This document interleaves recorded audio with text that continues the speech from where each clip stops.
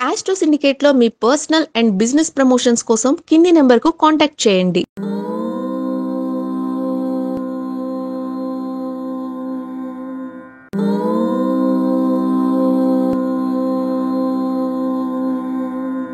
ఓం నమో భగవతే వాసుదేవాయ.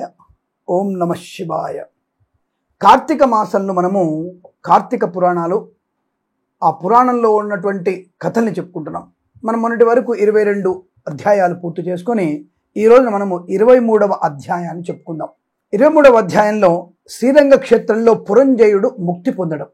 అగస్త్యుడు మరలా అత్రి మహర్షిని గాంచి విధంగా చెప్తున్నాడు. ఓ ముని పుంగవ, విజయం పొందినటువంటి పురంజయుడు ఏమి చేసినో వివరింపుము అని అడుగుతుండగా అత్రి మహాముని చెప్తున్నాడు. కుంభ సంభవ, పురంజయుడు కార్తీక వ్రతాచరణ ప్రభావమున అసమాన బలోపేతుడై అగ్నిశేషము శత్రుశేషము ఉండకూడదని తెలిసి తన శత్రురాజులందరినీ ఓడించి నిరాటంకముగా తన రాజ్యమును ఏలుచున్నాడు. తన యొక్క విష్ణు భక్తి ప్రభావం వలన గొప్ప పరాక్రమంతుడు, పవిత్రుడు, సత్యదీక్షాతత్పరుడు, నిత్యాన్నదాత, భక్త ప్రియవాది, తేజోవంతుడు, వేదాంగవేత్తయ్యి ఉండెను. మరియు అనేక శత్రువులు జయించి దశ దిశలా తన అఖండ కీర్తిని ప్రసరింపజేసుకుంటున్నాడు. శత్రువులకు సింహస్వప్నమై విష్ణు సేవా దురంధరుడై కార్తీక వ్రత ప్రభావమున కోటికి పడగెత్తి అరిషడ్వర్గమును కూడా జయించిన వాడై ఉండెను. ఇన్ని ఏళ అతడిప్పుడు విష్ణు భక్తాగ్రేసరుడు, సదాచార సత్పురుషులు ఉత్తముడై రాణించున్నాడు. ఆయనకు తనకు తృప్తి లేదు. ఏ దేశము, ఏ కాలమున, ఏ క్షేత్రమును ఏ విధముగా శ్రీహరిని పూజించి కృతార్థుడనగుదునా అన్నటువంటి కోరికతో ఉన్నాడు, విచారంలో ఉన్నాడు. అక్కడ పురంజయ ఈ యొక్క శైరవాణి అంటే ఆకాశవాణి చెప్తోంది. పురంజయ, కావేరీ నదీ తీరమున శ్రీరంగ క్షేత్రమున్నది, దానిని 2వ వైకుంఠమని పిలుస్తారయ్యా. నీవు అక్కడికి వెళ్ళి రంగనాథ స్వామిని అర్చించుము, నీవు సంసార సాగరమును దాటి మోక్షప్రాప్తి పొందుదువుగాక అని పలికినది. ఆ మాట విన్న పురంజయుడు వెంటనే రాజ్యభారాన్ని మంత్రులకు అప్పగించి సపరివారంగా బయలుదేరి మార్గమటువంటి పుణ్యక్షేత్రము దర్శిస్తూ ఆయా దేవతలను సేవిస్తూ పుణ్యనదిలో స్నానము చేస్తూ శ్రీరంగము చేరుకున్నాడు. అక్కడ కావేరి నది 2 పాయలై ప్రవహించుండగా మధ్యనున్న శ్రీరంగనాథాలయమును శేషయ్యపై పవళించున్న రంగనాథుని కాంచి పరవశము చెంది చేతులు జోడించి దామోదర, గోవింద, కరివరద, పాహిమాం పాహిమాం, రక్షమాం రక్షమాం అంటూ ఆ స్వామిని స్తోత్రము చేసి స్వామి యొక్క ఆ యొక్క అర్చన చేస్తూ పఠిస్తూ ఉన్నాడు. అంటే స్వామిని అర్చన చేస్తూ ఉన్నాడు. కార్తీక మాసం అంతా శ్రీరంగమందే గడిపి తదుపరి సపరివారముగా అయోధ్యకు బయలుదేరాడు. పురంజయుడు రంగనాథ స్వామి సమక్షమున కార్తీక మాసములో చేసిన వ్రతముల మహిమ వలన అతని రాజ్యమందలి జనులందరూ కూడా సిరి సంపదలతో, పాడి పంటలతో, ధనధాన్యములతో, ఆయురారోగ్యంతో ఉన్నారు. అయోధ్య నగరము దృఢతర ప్రాకారములు కలిగి, తోరణ యంత్ర ద్వారములు కలిగి, మనోహర గృహ గోపురములతో చతురంగ సైన్య సంయుతమై ప్రకాశించుడను.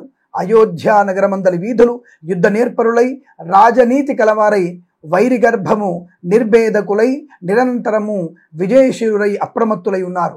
ఆ నగరమందలి అంగనామణులు, హంస గజగామినులు, పద్మపత్రాయుత లోచనులై విపుల శోణిత్వము, విశల కటిత్వము, సూక్ష్మ మధ్యత్వము, సింహ కుచిపీనత్వము కలిగి రూపవంతులై, శీలవంతులైన, గుణవతులైన ఖ్యాతి కలిగి ఉన్నారు. ఆ నగరమందలి వెలయాండ్రు నృత్య గీత సంగీతాది కళా విశారదులై, ప్రౌఢులై, పయోగుణ రూపలావణ్య సంపన్నులై, సదామోహన హసలాంకృత ముఖశోభితులై ఉన్నారు. పట్టణ కులాంగనలు పతి శుశ్రూషా పరాయణులై, సద్గుణాలంకార భూషితులై, చిద్విలాస హసోల్లాస పులకాంకిత శరీరులై ఉన్నారు. పురంజయుడు శ్రీరంగ క్షేత్రమున కార్తీక మాస వ్రతమాచరించి సతీ సమేశుడై ఇంటికి సుఖముగా చేరెను. పురంజయుని రాక విని పౌరజనాదులు మంగళ వాద్య తుర్య ధ్వనులతో ఎదురేగి నగర ప్రదక్షిణము చేసి ఏకాంతపురమున ప్రవేశపెట్టిరి. అతడు ధర్మాభిలాషి అయి దైవభక్తి పరాయణుడై రాజ్యపాలన నడుస్తూ కొంతకాలము గడిపి వృద్ధాప్యముతే బహువాంచలను వదులుకొని తన కుమారునికి రాజ్యభారాన్ని అప్పగించి పట్టాభిషిక్తుని చేసి తను వానప్రస్థాశ్రమం స్వీకరించి అరణ్యమును కేగెను. అతడు ఆ వానప్రస్థాశ్రమందు ఏటేటా విధి విధానముగా కార్తీక వ్రతం ఆచరిస్తూ క్రమక్రమముగా శరీరము అడుగుటచే అంటే శరీరము సాంత్వన చేకూరడానికి మరణించి వైకుంఠానికి వెళ్ళాను. కావున ఓ అగస్త్య, కార్తీక వ్రతము అత్యంత ఫలప్రదమై మహాత్యము కలది. దాని వ్రత వారును దానిని ప్రతివారును ఆచరించవలను. ఈ కథ చదివినప్పుడు వినిన వారికి కూడా వైకుంఠ ప్రాప్తి కలుగునని చెప్పిన వారాయను.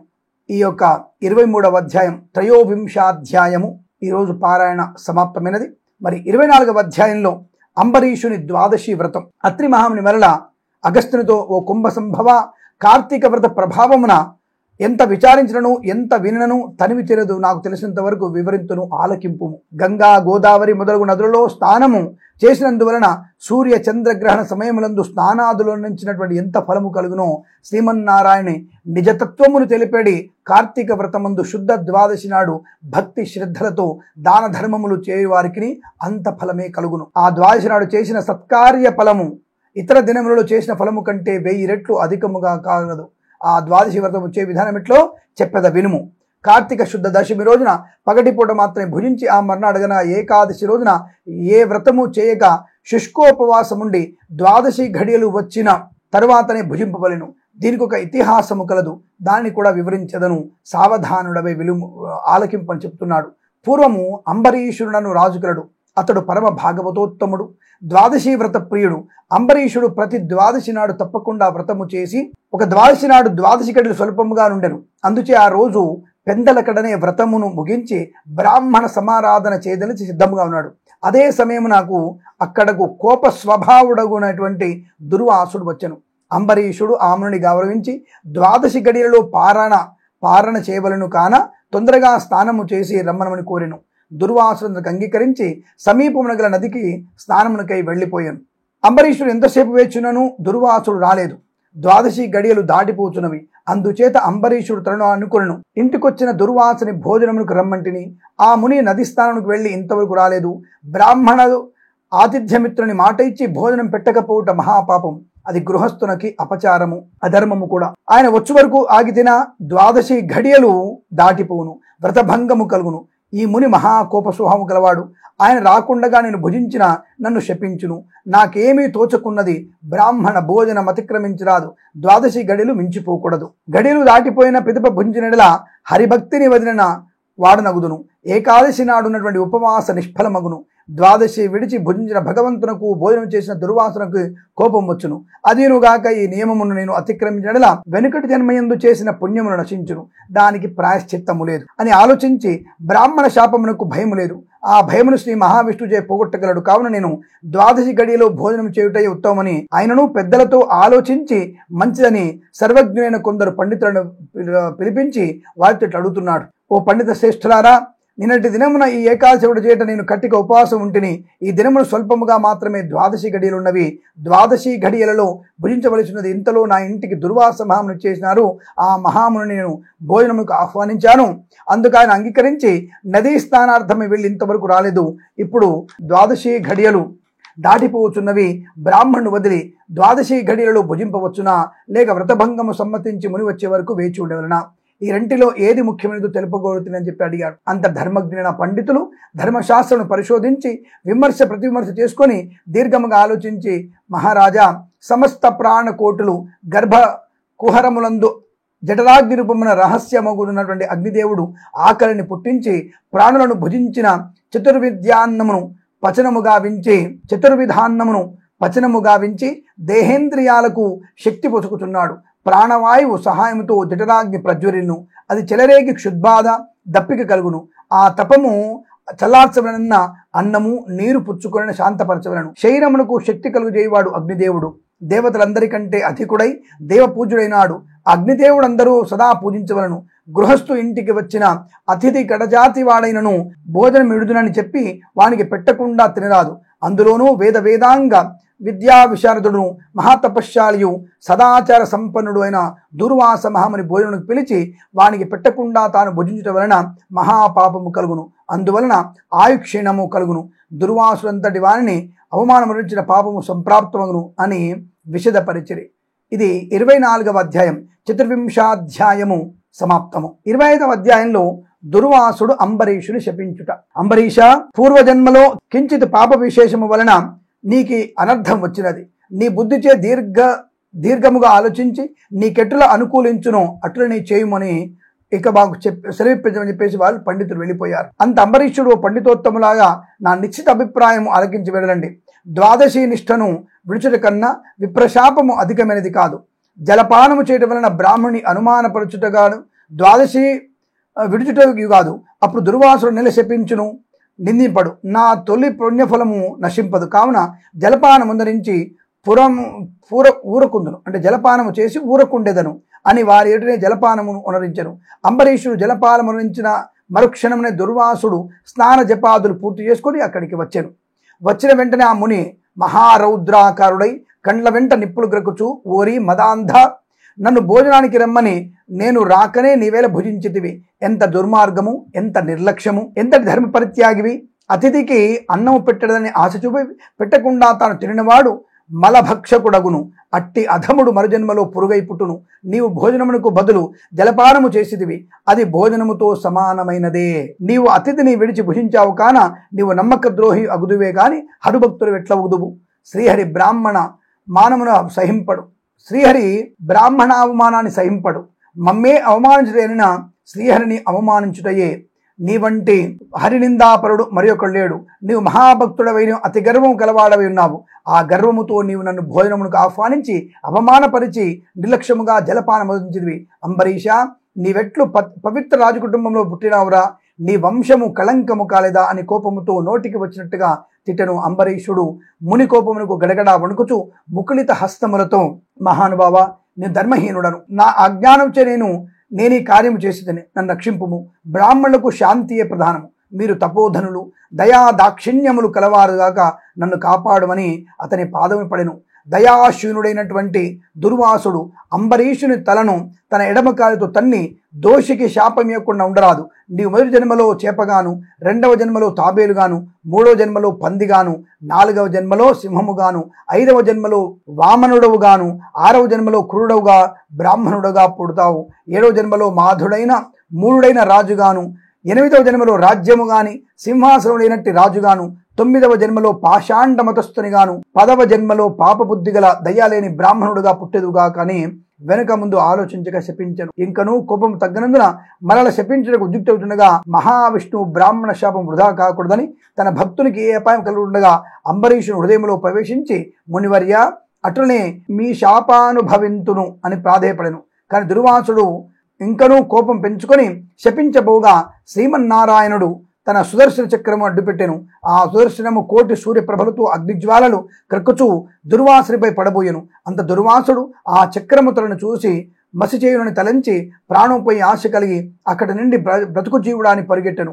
మహా తేజస్తో చక్రాయుధము దుర్వాసు తురుముచుండని ఉండెను. దుర్వాసు తన కాపాడమని భూలోకమున్న మహాములను, దేవలోకమునకు ఎరిగి దేవేంద్రుణ్ణి, బ్రహ్మలోకంలో బ్రహ్మను, కైలాసంలో పరమేశ్వరుని ఎంత ప్రార్థించినను వారు సైతము చక్రాయుధం వారి నుండి దుర్వాసుని కాపాడలేకపోయారు. 25వ అంటే 25వ పారాయణము సమాప్తమై ఉన్నది. 26వ అధ్యాయంలో దుర్వాసుడు శ్రీహరిని శరణు వేయుట, శ్రీహరి హితబోధ చేయుట. ఈ విధముగా అత్రి మహాముని అగస్త్యునితో దుర్వాసుని కోపమెల్లా కలిగిన ప్రమాదము తెలిసి మిగిలిన వృత్తాంతం ఇటు తెలియజేసెను. ఆ విధముగా ముకోపి అయిన దుర్వాసుడు భూలోకమున, భువర్లోకమున, పాతాళలోకమున, సత్యలోకమున తిరిగి తిరిగి అన్ని లోకములను తను రక్షించువారు లేకపోవుటచే వైకుంఠమునటువంటి మహావిష్ణు వద్దకు వెళ్ళి వాసుదేవ, జగన్నాథ అని ఆ యొక్క భక్తులైనటువంటి అంబరీషునకు కీడు చేయదలిచిన నేను బ్రాహ్మణుడుగాను ముకోపి అయిన మహాపరాధము చేసిదని, నీవు బ్రాహ్మణ ప్రియుడవు, బ్రాహ్మణుడైన భృగు మహర్షిని నీ యదముపై తెనునను సహించితివి. ఆ కాలి గురుకునేటికుని నీ వక్షస్థలమందున్నది. ప్రశాంత మనస్కుడనై అతను రక్షించినట్టే కోపముతో నీ భక్తునికి శాపమిచ్చిన నన్ను కూడా రక్షింపుము. శ్రీహరి, నీ చక్రాయుధము నన్ను జంపపుచ్చున్నదని దుర్వాసుడు శ్రీమన్నారాయణుని పరిపరి విధాలా ప్రార్థించెను. ఆ విధముగా దుర్వాసుడు అహంకారమును వదిలి తనను ప్రార్థించ చూచి శ్రీహరి చిరున నవ్వి, దుర్వాస, నీ మాటలు యథార్థములు. నీ వంటి తపోధనులు నాకు అత్యంత ప్రియులు. నీవు బ్రాహ్మణ రూపం పుట్టిన రుద్రుడవు. నేను చూచిన వారు 3 లోకములందు భయపడకుందురా. నేను త్రికణములచే బ్రాహ్మణులను మాత్రము ఎట్టి హింస కలిగించను. ప్రతి యుగమునందున గో, దేవ, బ్రాహ్మణ సాధుజనులందరూ సంభవించే ఆపదలను పోగొట్టకు ఆయా పరిస్థితులను తగిన రూపం ధరించి దుష్ట శిక్షణ, శిష్ట రక్షణ కావింతును. నీ కారణముగా అంబరీషుని శపించితివి. నేను శత్రువునకైన మనోభాక్కాయమందు కూడా కీడు తలపెట్టను. ఈ ప్రపంచమందు గల ప్రాణి సమూహము నా రూపముగానే జూతును.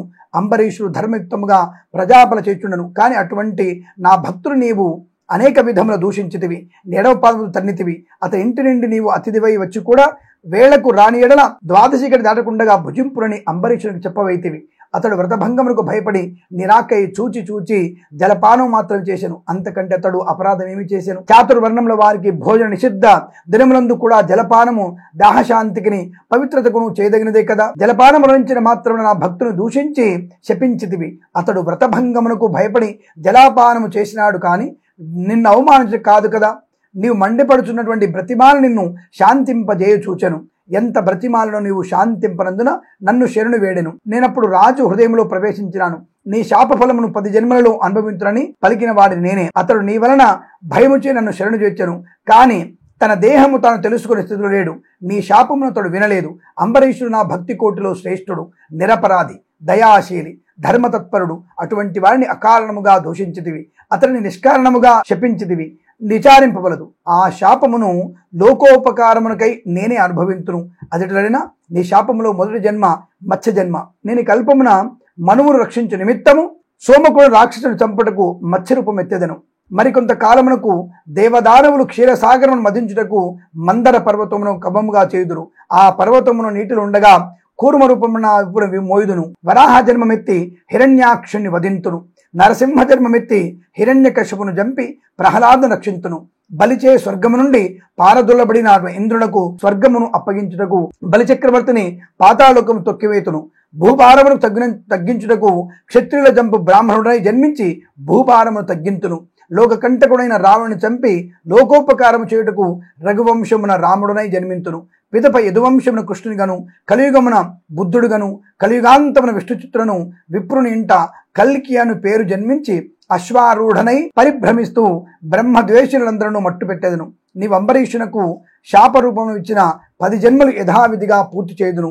ఇట్లు నా దశావతరములకు సదా స్మరించు వారికి సమస్త పాపములు హరింపజేసి వైకుంఠ ప్రాప్తి నొసంగుదను. ఇది ముమ్మాటికి తథ్యముని స్వామివారు చెప్పిన వారాయణం. షడ్వింశాధ్యాయము 26వ రోజు పారాయణం సమాప్తమైనది. 27వ అధ్యాయంలో దుర్వాసుడు అంబరీషుని ఆశ్రయించుట. మరల అత్రి మహాముని అగస్త్యునికి విధంగా చెప్తున్నాడు. కుంభ సంభవ, శ్రీహరి దుర్వాసుని ఎంతో ప్రేమతో చేరదీసి ఇంకని విధంగా చెబుతూ ఉన్నారు. ఓ దుర్వాసముని, నీవు అంబరీషుని శపించిన విధముగా ఆ 10 జన్మలు నాకు సంతోషకరమైనవే. నేను అవతారమును ఎత్తుట కష్టము కాదు. నీవు తపశ్శాలివి, నీ మాటలను విలువ ఇవ్వవలను. కావున అందులకు నేను అంగీకరించి తిని. బ్రాహ్మణుల మాట అసత్యమైనచో వారికి గౌరవం ఉండదు. ఇటు భక్తులను కాపాడు బ్రాహ్మణుల మాట తప్పకుండా నా కర్తవ్యము. నీవు అంబరీషుని ఇంట భుజింపక వచ్చినందులకు అతడు చింతాక్రాంతుడై బ్రాహ్మణ పరివృతుడై ప్రాయోపవేశమును పెంచినాడు. ఆ కారణం వలన నీ విష్ణుచక్రము నిన్ను బాధపెట్టెను. ప్రజారక్షణమే రాజధర్మము గాని ప్రజాపీడనము కాదు. ఒక బ్రాహ్మణుని దుష్టుడైనచో వారిని జ్ఞానులకు బ్రాహ్మణులే శిక్షింపవలను. ఒక విప్రుడు పాపి అయిన మరొక విప్రుడే దండించవలను. ధనుర్బాణములు ధరించి ముష్కరుడై యుద్ధములకు వచ్చిన బ్రాహ్మణుని తప్ప మరెవ్వరును ఎప్పుడూ దండించకూడదు. బ్రాహ్మణ యువకుని దండించడం కంటే పాతకం లేదు. విప్రుని హింసించువాడును హింసింప చేయువాడును బ్రాహ్మణంతకులను న్యాయశాస్త్రములు ఘోషించున్నవి. బ్రాహ్మణుని సిగబట్టి లాగిన వాడును, కాలితో తరిన వాడును, విషద్రవ్యమును హరించువాడును, బ్రాహ్మణుని గ్రామం నుండి తరిమిన వాడును, విప్ర పరిత్యాగం వాడును బ్రహ్మహంతకులే అగుదురు. కావున ఓ దుర్వాస మహర్షి, అంబరీషుడిని గురించి తపశ్శాలి అయి విప్రోత్తముడును అగు దుర్వాసుడు నా మూలమున ప్రాణ సంకటం పొందుచున్నాడు. అయ్యో, నేను బ్రాహ్మణ హంతకుడైతేనే అని పరితాపం పొందుచున్నాడు. కాబట్టి నీ వేగమే అంబరీషుని ఇంటికి వెళ్ళి అందువలన నీకు ఉభయులకు శాంతి లభించును అని విష్ణువు దుర్వాసును చెప్పి అంబరీషుని వద్దకు పంపాను. 27వ 27వ రోజు పారాయణము సమాప్తమేను. శుభమస్తు. సర్వేషాం భక్తజనానాం ఆయురారోగ్య ఐశ్వర్యాభివృద్ధిరస్తు. సర్వం పరమేశ్వరార్పణమస్తు. నమస్కారం.